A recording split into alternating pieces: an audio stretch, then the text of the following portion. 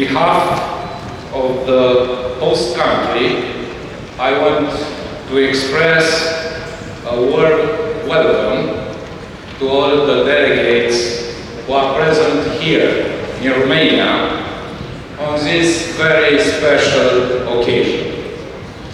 It is an honor and a privilege for us to organize the ITU Plenipotentiary Conference 2022 in a member state of the European Union for the first time in the last 30 years.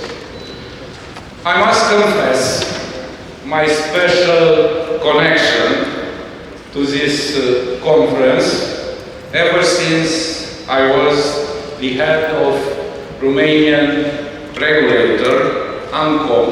I supported the idea of hosting it in Romania, and I believe in our capacity to deliver an impeccable event at the terrace of the Parliament. I was happy also to hear that more than 50 top-level representatives attended the ministerial roundtable yesterday, an event that produced an important result, namely Bucharest Declaration, building a better digital future for all. From the late 19th century, when the telegraph and telephones were first introduced, to the present day, the ITU has been a global platform for cooperation in the field of communication, whether it is the management of satellite orbits and radio spectrum or standards in electronic communication. Technologies deliver great services to the humanity, but these technologies also generate fundamental ethical concerns. Precisely for this reason, United Nations member states must assess the risks generated by the improper use of digital and other emerging technologies on privacy, freedom of expression, and freedom of movement. At this turning point in technological development, we must not forget our essential duty to respect the human being, its fundamental rights and freedom. Only fulfilling this duty allows us to protect the freedom and prosperity of future generations in whose lives the technologies we see today as emerging will play a determining role.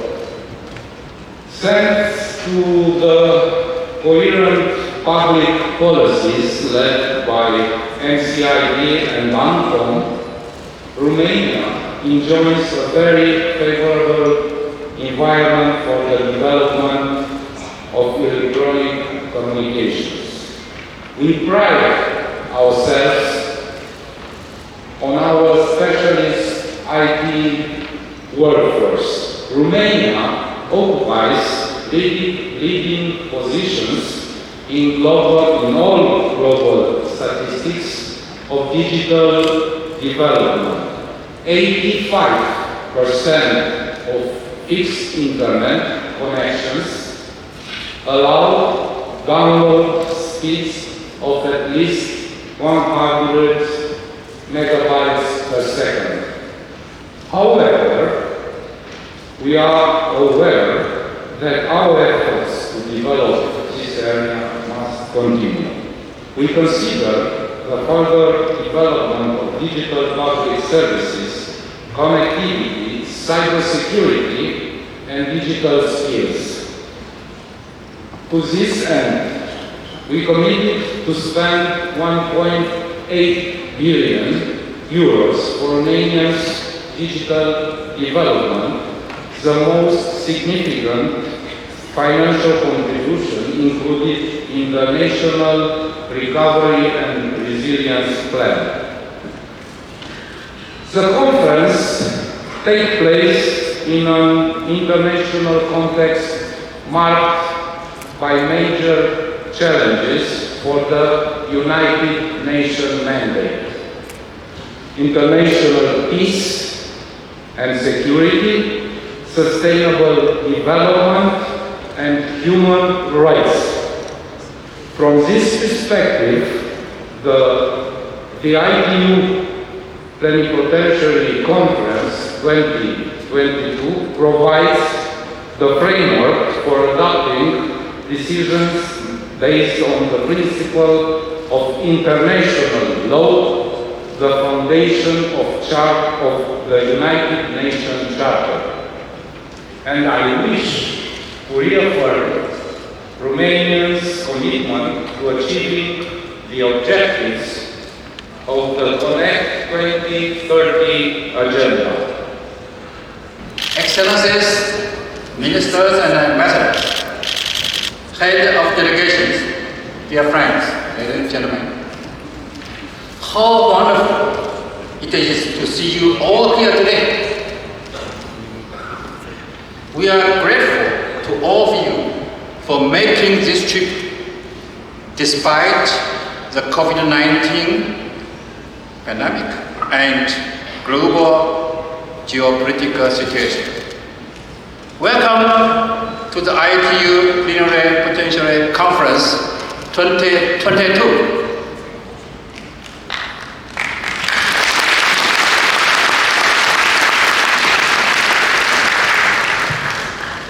We have a wonderful day today. And this morning, 9 o'clock, we have also a new action we never had before. The ITU flag raising. I was very proud when I see ITU flag be put on the top of the pool. And of course, when we have our cantos Mondi children here to give us very wonderful songs. And when I see these children in their eyes, full of passion, full of pride, full of exploit. So it is a wonderful future for Romania. So we are very grateful with their performance today.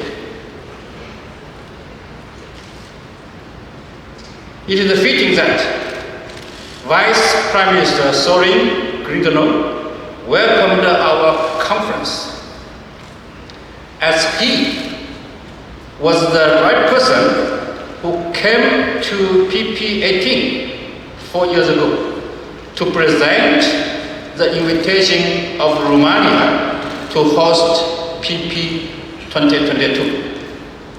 Your Excellency, we are very lucky and pleased to have you with us today. Thank you very much.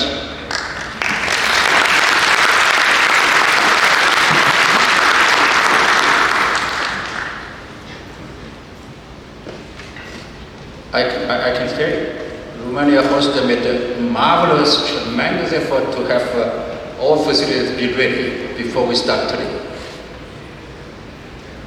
On the 9th of September, I came here to see this room is empty, and many rooms in the palace not in order. But today we have everything here ready for us. So it's a very good result of their hard work. Soon we will enter the 4th year of the pandemic. It has been a time of trial for all of us. We have been kept apart for far too long, but we have managed to stay in touch, of course, with ICT tools. Dear Vice Prime Minister, this long and difficult period has seen ICT become a huge part of people's lives around the world. People everywhere now recognize and appreciate the power of ICT. I'm very pleased to share with you a picture taken last week on 19th September at the United Nations General Assembly Hall, where I joined the other heads of UN sister organizations to discuss the future of our digital transformation. I have been there many years since 2007, but never been invited to speak. And this time, so I consider that this invitation to be a great honor for ITU and for the ICT family. To some extent, I consider ITU as the right center of that General Assembly. For the next 3 weeks, ITU members will discuss the future, strategy plan, and activities of our unit at the highest level. And Bucharest will be the world's capital of ICT, at least for the next 3 weeks. This is a momentous occasion, and I would like to take this opportunity to thank all our members, partners, and others for their successful and tireless work in promoting ICT. I know you join me in thanking UN Secretary General Antonio Guterres for the strong message of support to ICT and to ITU he just delivered. By highlighting the importance of ICTs for the SDGs, the leading role of ITU in facilitating ICT development, and recognizing the World Summit of the Information Society, the Secretary General encourages us to continue to rise to the occasion. Let me now thank our host, Romania, one of the oldest and most active members of our union, and the city of Bucharest, one of Europe's most hospitable and cultural cities. They have spared no effort to bring us to this important moment. I take this opportunity to congratulate Romania on its digital transformation, as evident by key projects like Educated Romania and our net. Dear delegates, we gather once more to steer our unit through challenging times. The world still reels from the pandemic, economic crisis, natural disasters, conflicts, and geopolitical tensions continue to impact billions of lives. The SDGs are under threat. As for our own industry, we need to continue to develop new and advanced ICT technologies and services and have them distributed fairly and equally across the globe. 2.7 billion people are still offline. There are still digital divides between developed and developing countries, between cities and villages, between men and women, and other vulnerable groups of our population.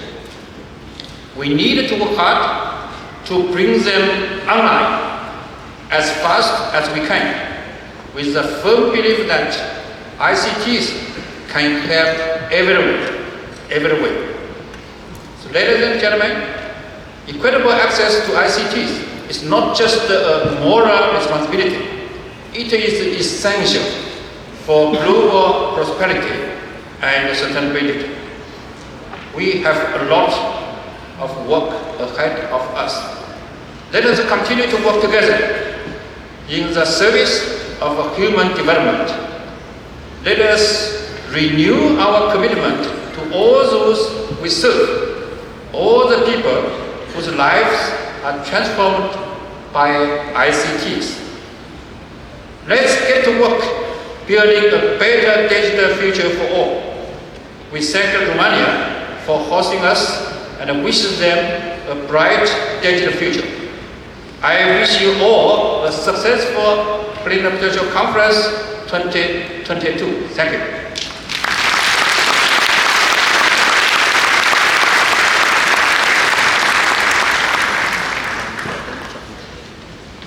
Thanking everybody who made this possible. The ITU leadership team, Secretary General Zhao, 36 years, but he looks so young and he's so active, and we're very grateful. So once again, Secretary General,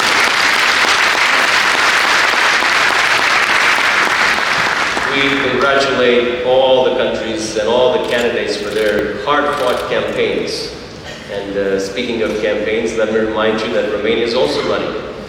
For the 8th time in a row, we seek a seat on the Council, and we're counting on your support.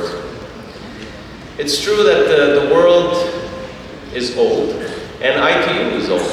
In fact, I believe it's the oldest intergovernmental organization in the world, dating back from 1865.